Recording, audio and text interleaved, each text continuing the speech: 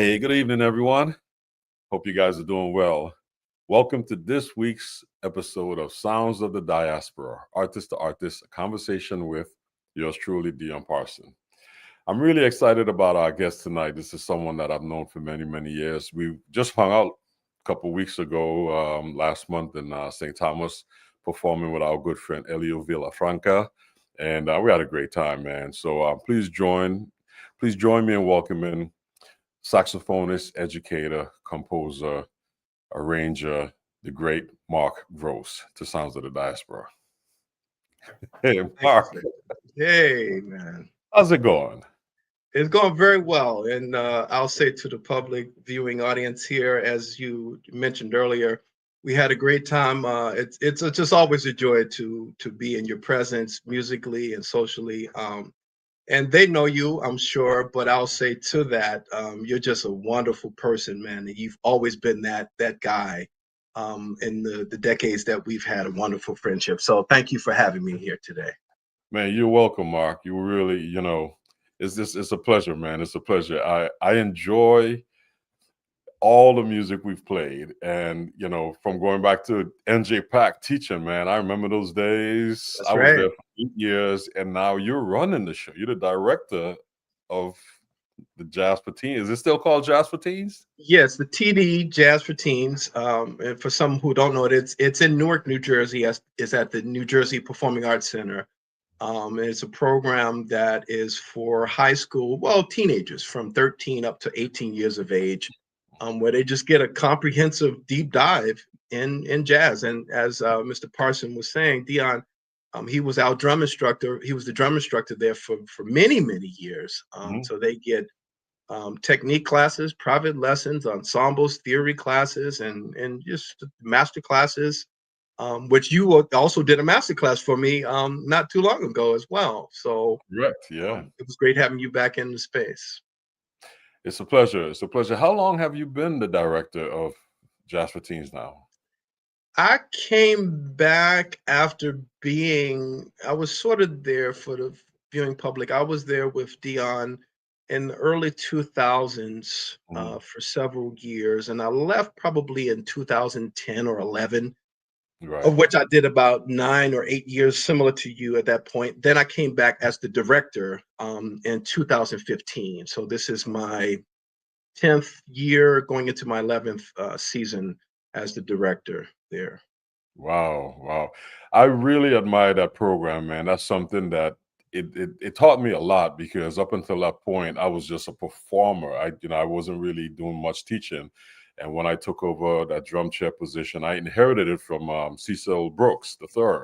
Right. And just seeing how the program was structured and how it influenced the young men and women attended made a huge impact on me. When I moved back to St. Thomas, I created something similar to that, but I learned a lot from that. I learned a lot from all of the guys that participated in it. And what I'm really fascinated about growing up in the Virgin Islands studying music, it wasn't that detailed. We went to band class. That was it. We went to band class, and then we had a couple ensembles that we played outside of school, after school.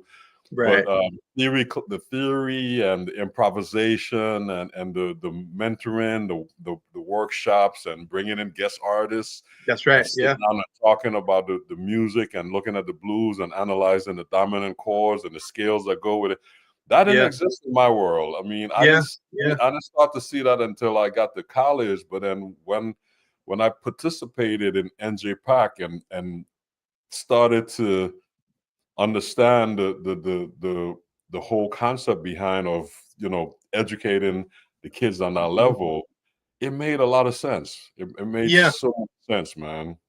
And what's unique in especially at that time to that program is that it was one of the first programs of its kind. It was started almost at the inception of NJ Pack, which was it's like 27, 28 years ago at this point. Right. And the Jazz for Teens program was started at that time by a guy named Philip Thomas, who was a great educator. He's just a visionary in terms of what that was. And at that time, first director he hired was Rufus Reed. Rufus Reed, a bassist, yes. Yeah, the great bassist. So Rufus came in with the program and did it for a year. And then from there, the great Don Braden took over the program. And Don Braden ran the program for about 15, 16 years or so. And then there was one year where James Burton, the third great trombonist, he did it for 1 year. And then I came on in 2015. Right.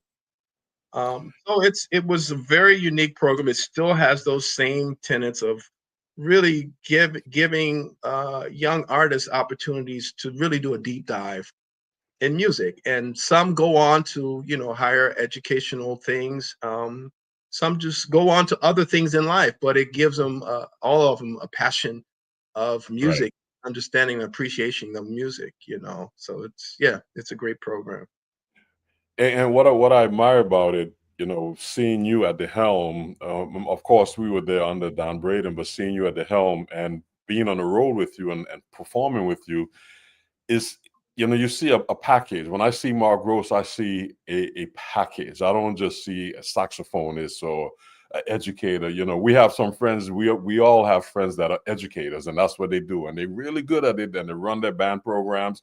And then we have some friends that, they're on the road. That's they road dogs. They're gonna, Yeah. but when I see Mark Gross and a lot of your colleagues that you're associated with at NJ Pack and other places, it's a package. You can sit down and you could talk about the theory behind something. You could talk about analyzing the music. I was just mentioning that I was rehearsing with Elio Villafranca, and and what that's like. It's you Yeah. have to. It's a thinking man music. You have to put some Yeah. thought Yeah. into it. Yeah. So Yeah. I'm saying all of this to say is that, how did Mark Rose get to that point? I know you went to school and you got the education, but music is a business. It's not just about performing. It's about education. It's about mentoring. It's about being creative, writing music, putting your CDs out. It's like you are a package. How do you present yourself on that level? Yeah. That's I'm asking you a bunch of questions, but No. It's a great question, because I think, for me, like most young musicians, and I'm sure you probably the same for you, Dion, is that when we were first, particularly coming out of colleges, whatever schools we went to, the sole desire and goal was to be on the scene and to play. And Right. those things absolutely we did do. But for me specifically, there was a point, particularly when I was in New York, where I was, quote unquote, like they say, I was in the trenches of it all. And I was trying to figure out how I could sustain, just a livelihood of being in New York, because I wasn't doing a lot of gigs. And the few gigs that I did wasn't nearly enough to pay rent and light bills and groceries and all those things. And funny enough, I was like, well, wait a minute. I graduated from a very prestigious college. I have a degree. I can, at the very least, get a teaching job. And I really went into that purely for the economics of it. I needed to pay my rent. So I said, okay, I'm a teach. I'll go in as a part-time public school teacher. I'll do it. At that time, they called it a day-to-day sub. Right. I said, I'm going to do enough of those days so that I know I got my rent and all of those things secured. And long story short, it turned into like, well, wait a minute. One, I started really enjoying pouring into young people who wanted to learn about music. And as that was going on, I was still pursuing my own career path on the performance side. So for one of my first major gigs was with Lionel Hampton. So being able to perform with Lionel Hampton, then we come off the road, I would go and do some teaching jobs and then go back on the road. But during the course of playing with Lionel Hampton, we would have guest artists like Dizzy Gillespie or Sarah Vaughan or Joe Williams. It was like all of these unbelievable people, and it wasn't long stints, but they would go out on like a week or 3 nights here. I was Right. getting to meet my heroes in this music. So Right. you multiply that by how many ever times that was over the decades of me performing. I'm learning also on the road. So I would come back and I would share these experiences Right. and stories with the young students and young artists, and then seeing the excitement of them recognizing some of these names, or even more so, the concepts of, fast forward 20 plus years into my career, being on the road with a person like James Moody and Mhm. sitting at the hotel lobby for hours on end and just asking him questions, and he's telling me about his approach to music, and Right. him being on the road with Dizzy Gillespie, and and then talking to James Moody, I mean Jimmy Heath, and then hearing him talk about Dizzy and Miles, Right. and hanging out growing up with John Coltrane, and the two of them when they went to go see Charlie Parker, and then they would go to Benny Golson's house. And so all of these experiences started to make me realize that as they poured into me, I have an opportunity and almost an obligation to pour into other young people. Right. And also to the point of, like, Mr. Heath, Jimmy Heath, he was an educator, right? He ran Right. the program at Queens College for decades. So hearing how they were able to create um, opportunities for young people to learn, like really um, get a thorough understanding and education of music, and then being able to apply it in a way that's not just based solely in a theoretical vacuum. They Right. were still practitioners of the art form, so they were bringing a different sort of understanding and awareness of the music. So those were the kind of things that really initially made me fall in love with teaching, Mm. because it's like I started enjoying it almost equal to performing.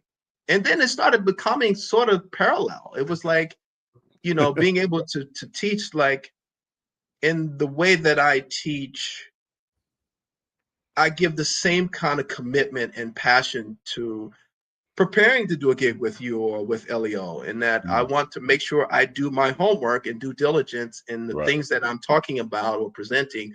I know what I'm talking about, and I can break it down to anyone who has a desire to learn. So That's great, man. That's having that information to share with the kids. It's not just about the book sense, it's about yeah, you're teaching from experience, being on the road for 20 plus that's it. years. It's experience. Right. And I encourage a lot of, the students that I teach, like, go on the road, like, do that at least 5 years before. Yeah, but I got bills to pay. I said, figure it out, but go on the road. And I think you mentioned it, and that's the important thing. When we come out of college, we all have to pay bills. We don't have the situation where, we have that gravy train, just, Yeah, we all have to pay bills. And, you figured it out, and like I say, I'm looking at you as a package, and I'm saying this for a reason. It's a compliment, but I'm sharing with our audience the way, like, a good way to be proficient in this industry, because not everybody's going to be out front and be a superstar. That's not going to happen on every level for everyone, but you can be very successful in this business if you understand the business the of business. music.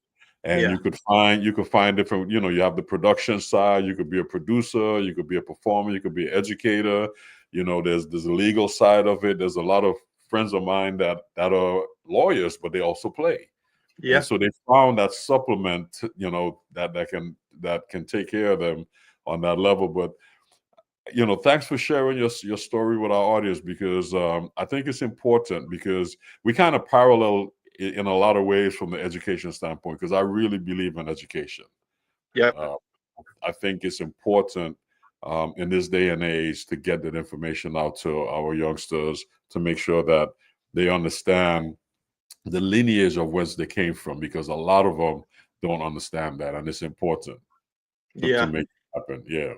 And just to piggyback on that, I think a part in terms of the package, like, it's good to have role models Right. also to kind of see those things and aspire to be like those Mm-hmm. people. Like for me, when I was in college, my college teacher, one of which was Bill Pierce, Mm-hmm. who's great tenor saxophonist, and at that time he had just left. Well, many years he had left the great Art Blakey, but he was touring with Tony Williams, the Mm-hmm. great drummer Tony Williams. So he would he would do tours and stuff, but he was always still committed to being there for your private lessons. But again, he would come back and share those stories, um, almost beyond the music, about what it's like to be on the road. I remember again another person I mentioned earlier, James Moody, who, being on the road with him, you saw the things put into practice, being on time, making the lobby calls, Right. um, dressing a certain way, not to impress, but he was like, whenever we would travel and we would have airplane flights or something like that, he always dressed. He wouldn't wear, sweatpants and sneakers. And again, to whomever that might be Right. fine. But he presented himself in a way that, for me, I just felt like he had a respect of the music and the profession Right. beyond holding a saxophone. Like Yeah. he always presented himself in a very professional manner. Mm-hmm. Um, and those things really resonated with me. And again, people take note of those things. Yeah. They Definitely. yeah, and it made me feel a certain way. Like when I would come, to rehearsals and I would dress a certain way, and knowing that I was prepared, it just made me feel confident in that I could do whatever that job was. And then those are the things that get you the next job, being in situations where you demonstrate that, yeah, you know, Dion is dealing, man, maybe he's available for this tour. So, it's like a snowball effect, so Yeah, because one of the things we learn in our business is that you are the product, but you're also your greatest marketing tool. So the way you present yourself is going to be what people see, and that's what people are going to. They will, oh man, he's on time, he's prepared, he's no problems. Let's call him, and it makes a big difference, and that's what I'm talking about, that whole package. So thank you for sharing that with our absolutely. audience. It's really important for them to know.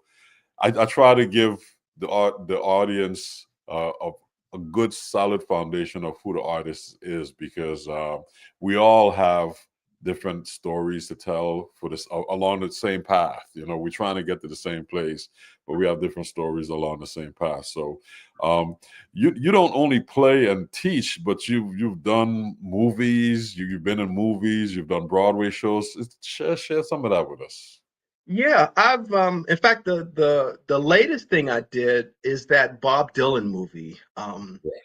A Common Unknown, I think is the title of the movie, where I got a call from an agent who's called me for different films before. She was like, "Mark, do you play penny whistle?" Of course, my first inclination was like, "Of course, sure, I play penny whistle." And she was like, "It's a South African penny whistle, blah blah blah." And I said, "No problem, I got you." So, of course, when I hung up the phone, I immediately went to Google. I was like, "Okay, What is what does this sound?" But again, it was an opportunity afforded to me because I did other things with that same person. I was in Annie, Mhm. the Jamie Foxx version of that. I did years ago, decades ago at this point, Malcolm X with Spike Lee. Mhm. I did a couple of things with Forrest Whitaker and his The Godfather of Harlem. I did a Right. couple episodes and a few seasons of that. Some few other HBO things, as well as Broadway. I've done about 7 different Broadway shows. The last one of which was the A Wonderful World, the Louis Armstrong musical, Right. where Branford Marsalis orchestrated all the music. Mhm. So again, being able to do those things is a result of one, me taking the time to making sure I put in my preparation for those things. Like, you know, we're not fortune tellers. We don't know what the future will necessarily hold. And I often tell my students, the young artists, that the best way they can success doesn't happen guaranteed, but the best way you can afford an opportunity to become successful is to be prepared. Be prepared. So with that, I always, from high school through college, I always prided myself on having a really rigid practice routine that, you know, I made sure I could read music well. I could play various instruments, double on different instruments well. I could play in different styles of music well. Um, I could play in different ensemble configurations well. And so all of those things started to come to light um, once I got to New York, probably in the early 2000s Right. is when I started getting opportunities for those things. And similar to the music, when I got my first Broadway show, it was a show called Five Guys Named Mo that was based on Mhm. the music of Louis Jordan. I knew a little bit about Louis Jordan. He was a saxophonist, kind of the precursor to rock and roll and all that stuff. So I started checking him out. But again, I did that show just thinking like, oh, this would be cool. This would be fun. Mhm. And then I started seeing how much each weekly check was. And I was like, oh, this is actually going to be real nice. And then, you know, that started becoming known amongst Broadway contractors and music directors. Oh, Mark is a good saxophonist, and I started getting other opportunities like that. So you kind of alluded to like the bigger picture of the business of the music. There's so much that I've been afforded to do, and there's so much that a person can do under the umbrella of being a musician. Right. But you got to be prepared. Yeah. You got to be prepared, which is Yeah, important. It's important. which And is I'm very sitting here smiling because I remember doing Broadway and all of those things as well. And it's like, wow. I remember getting that first check and I was like, okay, yeah, this yeah, is man. this is Yeah, this can work. it can work. Absolutely. Yes, it Get can. invested in the union, all of those things that I never thought about. And I have to bring Right. this person's name up because this guy sat me down for a couple of years before I ever did my first Broadway show. He said, man, you need to get local 802. You got to get vested Yeah. in the union. You got to do this. You got to do that. He sat me down on the road, the great Bob Cranshaw. Oh, And yeah. it took me a minute to understand what he was saying. And once I got my first show and started, you know, getting, I learned so much more about the business. And I was like, wow, this is what I've been missing because, you know, you come out, you get to New York, man, and you're just looking for a gig. You're chasing a gig. You're chasing it Yeah. after the next gig. You go from session to session. But it's this Yeah. whole business scene that you don't see. And that's what a lot of cats miss. They miss the business of the music, man. Business of it. Yeah. And I made once I did my first show, it made so, and I got to thank Kenny Davis also because Kenny was another one that Kenny Davis and Yeah. Marvin Smitty Smith. I sat me down. I was D. You got the talent. You understand. You know this, but you're not utilizing it on a certain line. Kenny was like, man, keep your Broadway show. It's gonna make a big Yeah. difference in your world. And Yeah. yeah, yeah, understanding that. But before we I lose sight of what I want to what else I want to talk to you about. The business of music is one of the big topics. Your Broadway show, doing films and all of that, that's all part of the performance presentation that you've mastered so well. But let's talk about recording because from the business side, you have your own label as well, right? That's right. Yeah. I thank you for asking about that. I started my own label in 2018. Hmm. And the impetus of it, I mean, up to that point, I think I had done 3 or 4 recordings with various labels. Hmm. And I could never really get a label, a major label, for various reasons. to sign with and to get that machine to push it out. But Right. and mind you, I had played on other people's recordings, like over 100 different recordings. Right. So I started noticing and seeing how that part of the business worked. And for me, because the result wasn't one of like me putting out a recording and it going to the top of the charts and my royalty checks was tens of thousands of dollars, and some of the labels wanting to, take your publishing Right. and or half your publishing and things of that sort. And I was like, well, it doesn't make sense for me to give somebody 50% of my publishing. I'm getting paid almost as a sideman for my own recording.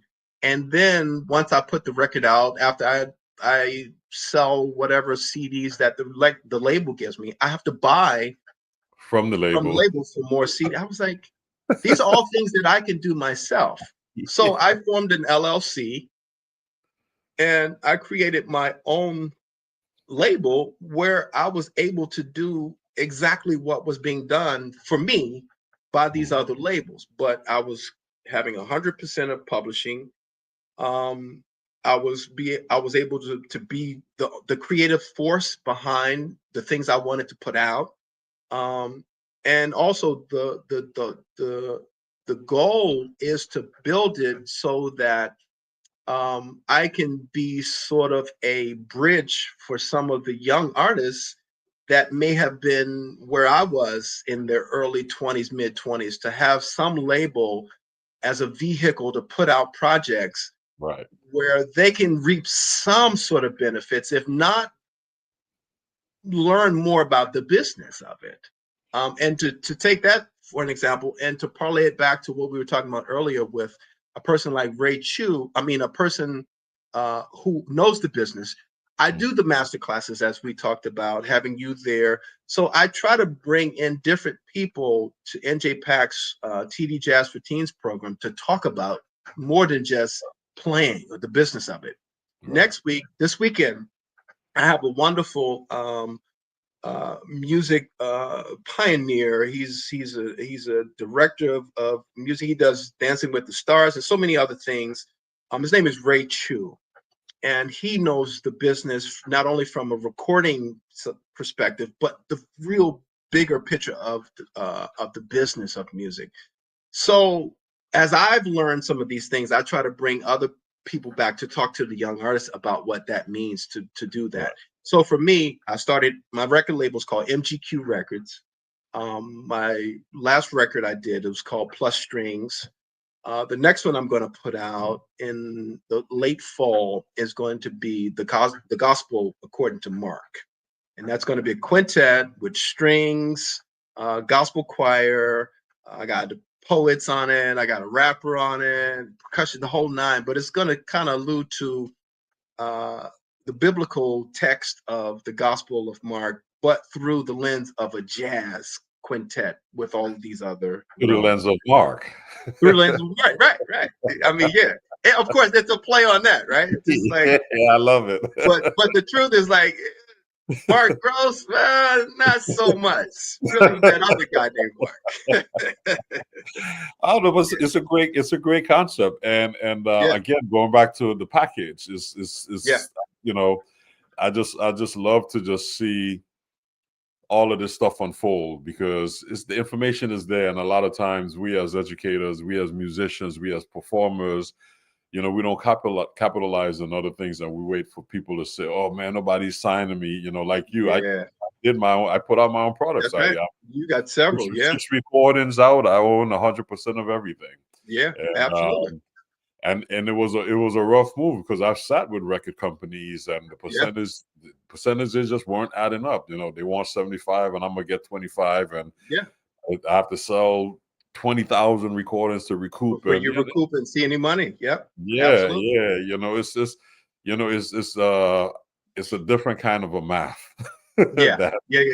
As they say, the math wasn't mathing. The math wasn't mathing for me. So, and it's just really good to see folks just empowering themselves and taking that Yeah. information and sharing it with the next generation. And like you, that's what I do. I moved back to the Virgin Islands to do that. I mean, just set things up in the Virgin Islands a certain way.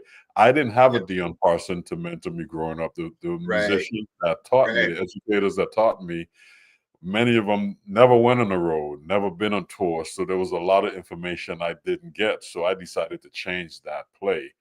And Yeah. again, like what you're doing, like a lot of what our friends are doing, because there's so many of us out here now that are well-rounded Yeah. artists, not just performers, but artists and that understand the business on a different level. That's sharing that information that Yeah.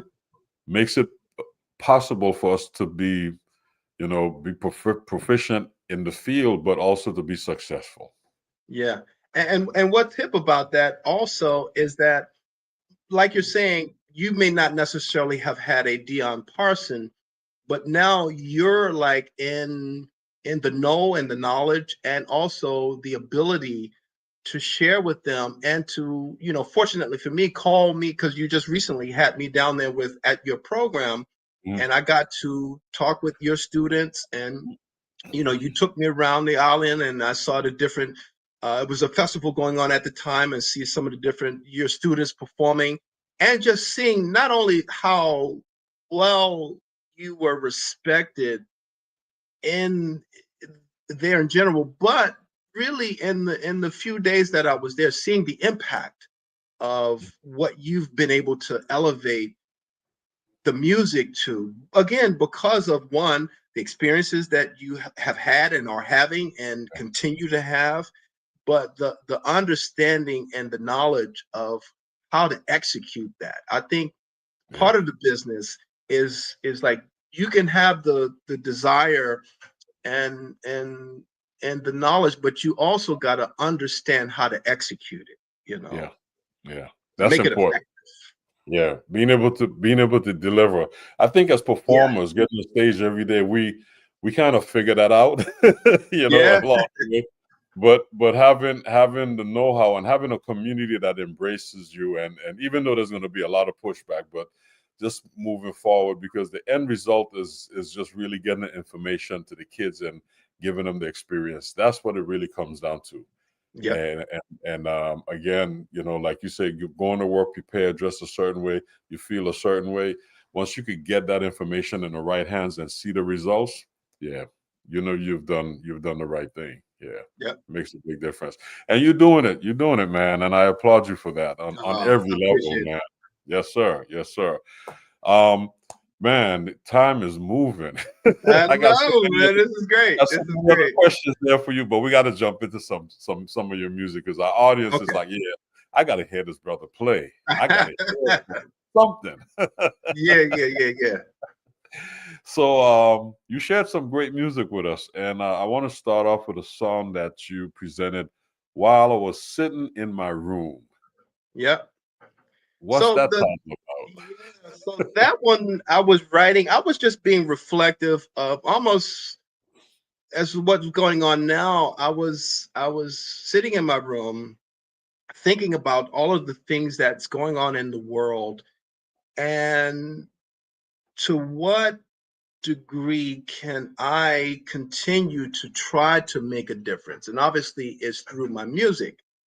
And that particular tune, so I wrote the melody, but then I wanted to have lyrics put to it, to kind of, so folks could hear what my thought was. So I asked a dear friend of mine in the Netherlands, Gosha. She's a wonderful vocalist. She put the first half of the lyrics to the song, which you'll hear once we play it. And then on the outro of the song, I asked my brother, Vincent Gross, who's a great trumpet player and vocalist, to put lyrics to it. And he put lyrics to it Mhm. based on who was in the band. And the band at that time when that recording was Desron Douglas, uh, Corey Rawls, Benito Gonzalez, and Freddie Hendrix. Okay, So I great was band. wanting to vocalize while I was sitting in my room. This is what I'm thinking. Okay. 'Cause I'm sitting there and I'm smiling. I'm listening to these lyrics. I'm like, oh, Mark, okay. I say, wait till I get him on the show. He's gonna have to. It's Let's such check a it out. joy to start a brand new day. There you go. While I was sitting in my room, let's check it out.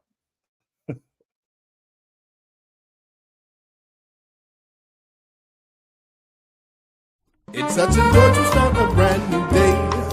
While yesterday is not too far away. Decisions, choices, right or wrong, they're on the way. There's time to laugh and then there's time to cry. And every morning is a chance to try. Not to be perfect, just to be, it seems enough. Living by choice, not by chance. Letting things go with no offense. Exploring worlds to find what's new. Believing dreams do come true. While I was sitting in my room, I thought, I can be me, I can be free, that's all. No need for more than peace and love and joy each day.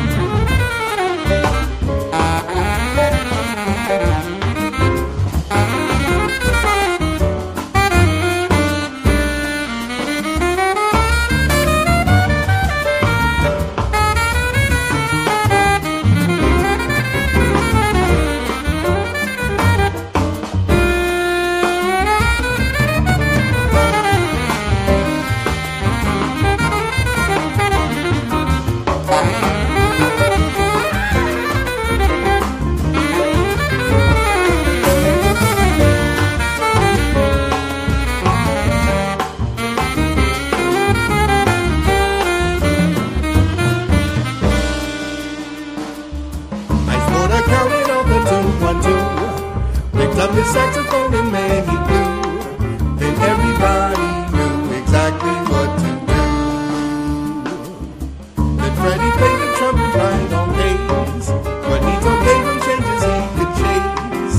That's running for a drop, the rhythm's right in place.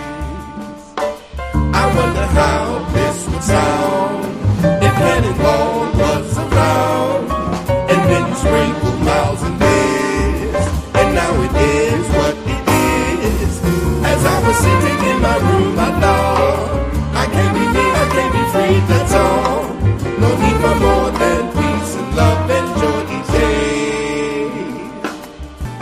Sitting in my room, sitting in my room,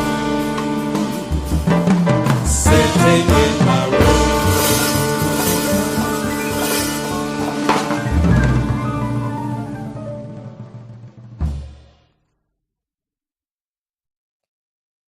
Go on, bro. There you have it. Sitting I was sitting in my room. Yeah. So form wise is like is AABA. So ba da da da is like, is it a like dotted eights or like do de de is like, Well, it's kind of like a four. Yeah. But it's a bar of that. So bo be de de 1, 2, 3, Exactly. 4. Yeah.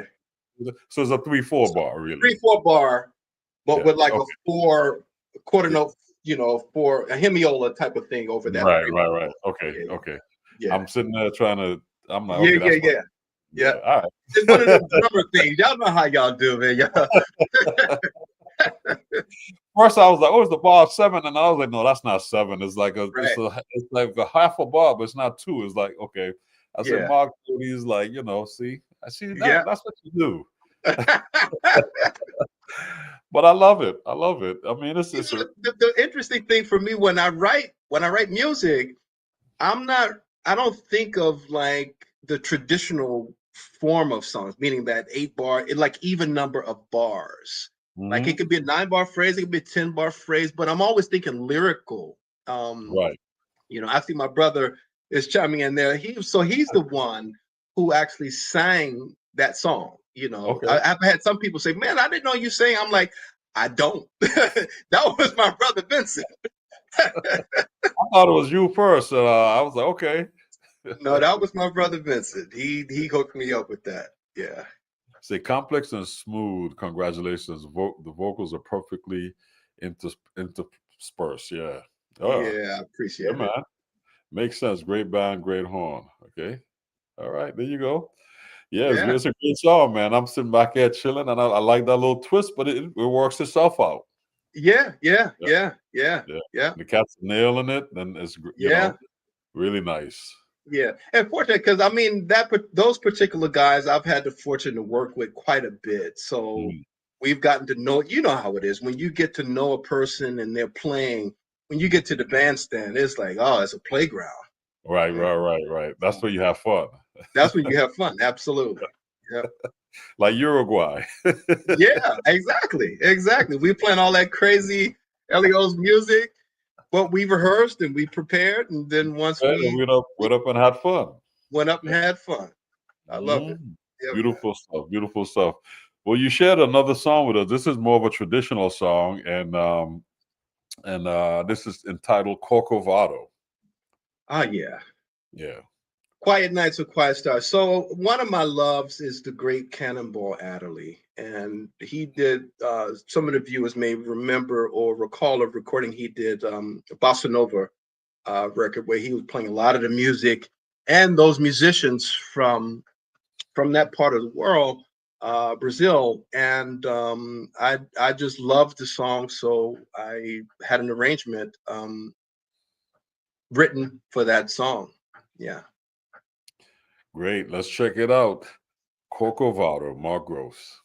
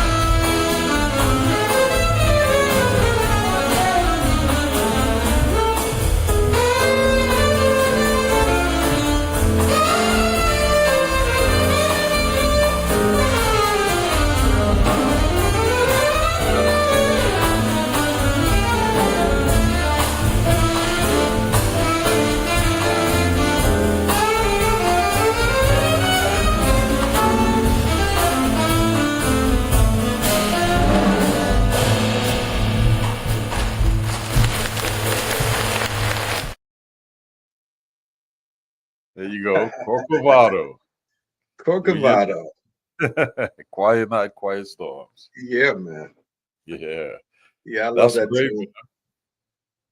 So that's your tribute to well, not your tribute, but you inspired by that through the great Cannonball Adderley, his recordings of Brazilian music. Yes, yes. Yeah, I mean, just in general, Cannonball has been a big influence in my playing and my sound and what I aspire to and how I sort of develop my own voice in the music.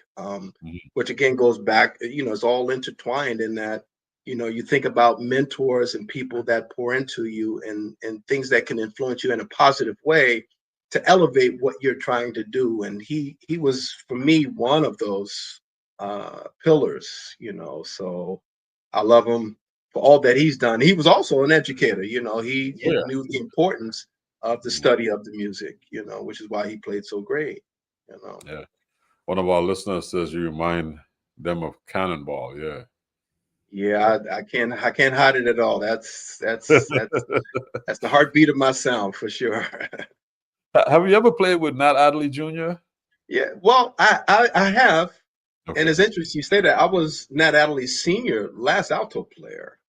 Okay. Like I played with we called him Papa Nat. I played with him for 3 years before he passed away, and it was beautiful because at that time Jimmy Cobb was in the band. Walter Booker was the bassist, Bookie, and Rob Brigade was the piano player. And it was on the recommendation of Vincent Herring, actually, that I got that gig. Yeah. Yeah, because I know Vincent did that for a minute as well. Oh, yeah. Vincent did it, and then Antonio Hart did it for a while, and then I came after Antonio and was fortunate enough to do 3 years with Nat. But I've played with Nat Adderley Jr. On occasion. I was asking, I had the pleasure of working with him. And it's funny because, he's not really a traditional cat because of like his whole background with Luther and all of that, and we would get on gigs and he would play the Nat Adderley and Cannonball Adderley book. He would play it. He would play the book. Yeah. We had a lot of fun doing it. Yeah. Someone says funky jazz at its best. Yeah, that is Nat Jr. Yep. I remember, it's funny. I was on the road with his dad, and I think there was a tour that Rob Brigade could not do. And I may be exaggerating the story, but it seemed like Nat Sr. called Nat Jr. to do the gig, see if he was available to do the gig. And he said, yeah, Dad, how much does that pay? And, at the time, I think he was like, the week would be like $1,500 or something. And Nat Jr. was like, man, I'll make that a night with Luther. I'll make twice as much as that per night with Luther. He said, Dad, I don't know if I can't make that. I may have exaggerated the story, but it's a beautiful story nonetheless. So I'm going to stick with it. Yeah, Nat. He made a bunch of great music, but he made a great living with Luther. Yeah. Oh yeah. And I learned a lot about his pops playing with him as well too. He really shares a lot of information about that whole time frame and the music and stuff and what was happening. I mean, I didn't even know like the connection with Joe Zawinul and the group and all of that stuff. He really shared a lot of that, at that time because that was important. That was an important time in the music. Absolutely. Yeah, man. But we got a couple more songs. I don't want to run out of time when you're here, man. I want to get to your music because this is some great sure. Let's play the next song and then we'll talk about it after this. The next song we have is I've Lived Forever in Your Smile. Let's check it out.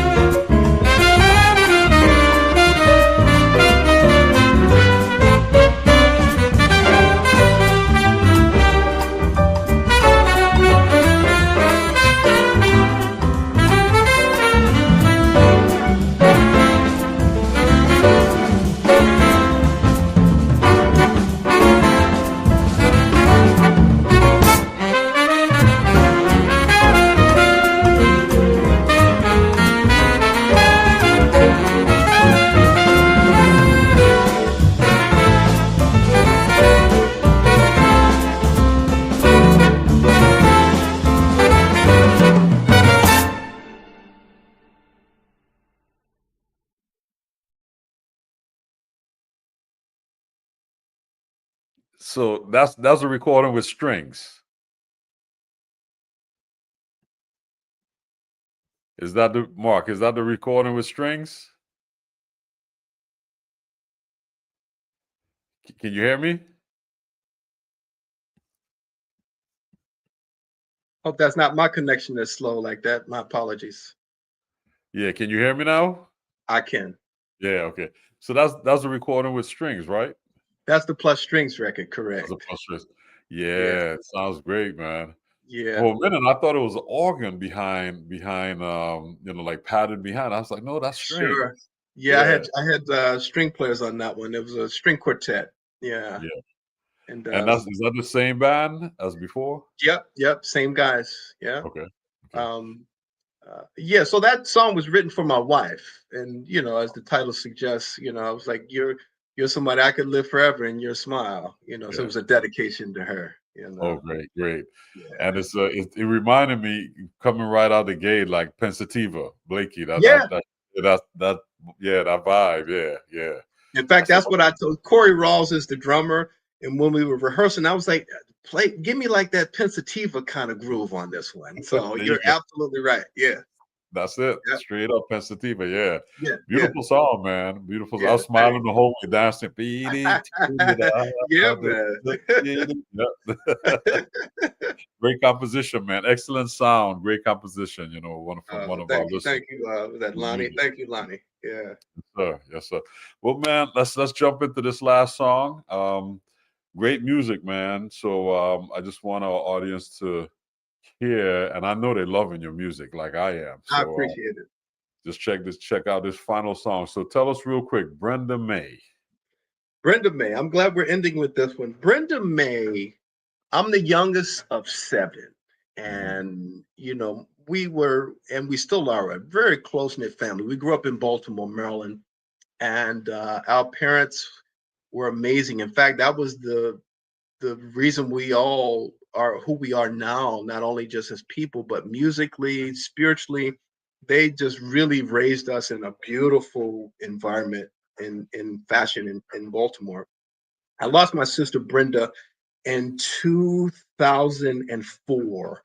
And Brenda, I wanted to write a tribute to her that would capture the spirit of who she is. So she was a very joyous person, always having a good spirit, very funny and jovial. So this song kind of alludes to the spirit of who she was and is still to me in spirit. Your sister. Okay, great. Let's check it out. Brenda May.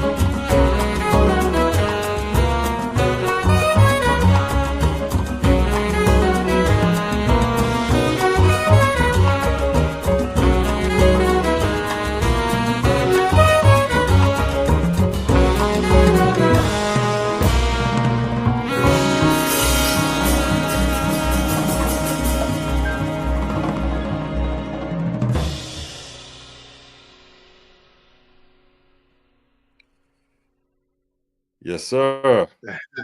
Brenda May. Yeah, Funky man. tune. Boo-boo-dee-da-dee-da. Yeah. You know I love you. Dude. My brother actually put lyrics to it. So one day we're going to record it with lyrics. Yeah. Okay. Beautiful, beautiful, man. Great music, man. Great Oh, music. thank you, brother. I appreciate it, Yeah, man. yeah. And our audience loves it also. Yeah, It's really been a pleasure having you on the show, man. Our time goes by fast, man. it does. I know it really does. But again, thank you for having me and really giving me the opportunity to share with your audience some of the things that I'm doing. So I appreciate it. Yeah, great stuff. Share some wonderful information. I hope for all of the audience members that are musicians out there, I hope they got some gems from you. You shared some really good insight and knowledge. Hope they picked up on that and can use it, take it and do something with it, and hopefully it helps them. So before you leave, share with our audience how they can follow you if they want to reach out to you and just see what you have going on. Yeah, so you can follow me on all the social media sites, Instagram, Facebook. My handle is Mark Rose Music, and my website is markrosemusic.com. So you can follow me on those different platforms. Instagram, I usually post almost daily or every few days what current things that I'm doing. And as well, you can go to my website and find out what I'm doing, as well as the recordings that I've done. And hopefully you go there and buy one of them. There you go. I'm an Support. independent label, so I need your support, and I appreciate your support. Beautiful. Well, Mark Gross, it's been a pleasure having you on the show, man. Thank you for taking the time off your busy schedule and sharing all this insight with us and the music. And we look to have you back in the future. I'll look forward to it as well, and thank you as well, and much more success to you and all that you do. Thank you, brother. All right, all the best, man. All Thank right. you. Take care. Take care. Yes, sir. Yeah. That's the great Mark Gross sharing his story with us and some insight into who he is and his wonderful and amazing music, man. So we really appreciate him being on the show with us today. Join us next week as we bring another amazing musician to Sounds of the Diaspora. We're going to have joining us the great Delfeo Marcellus coming to share his story and his music with us. So we look forward to another great show next week. It's been a pleasure presenting the show for you. We do hope you enjoyed yourself and enjoyed the music and enjoyed our guests. And we hope to see you next week. You guys take care and all the best. Have a blessed evening. Take care.